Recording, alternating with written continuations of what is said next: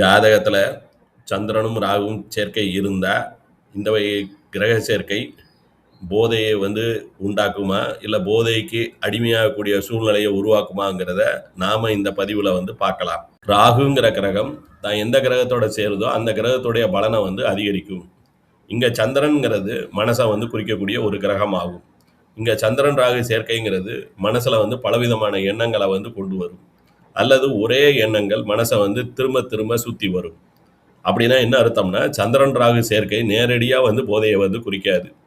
ஒரு ஜாதகத்தில் சந்திரனும் ராகுவும் ரொம்ப நெருங்கின சேர்க்கை இருந்தால் இந்த வகை ஜாதகர்கள் எந்த ஒரு விஷயத்தில் அவங்க மனசை செலுத்துகிறாங்களோ அந்த விஷயம் அவங்க மனசை விட்டு என்றைக்குமே நீங்காமல் அவங்களோட மனசு எந்த நேரமும் அதை பற்றியே நினைக்கக்கூடிய சூழ்நிலையை உருவாக்கும்.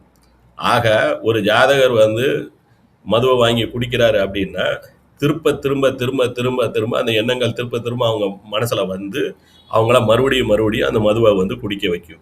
ஆக சந்திரன் ராகு சேர்க்கை ஒரு ஜாதகத்தில் இருந்தால் இந்த ஜாதகர்கள் என்னைக்காவது ஒரு நாளைக்கு மதுவை வாங்கி குடித்தாரு அப்படின்னா அதுக்கப்புறம் அந்த பழக்கத்திலேருந்து வெளியே வர முடியாத ஒரு சூழ்நிலையை உருவாக்கும். நன்றி, வணக்கம்.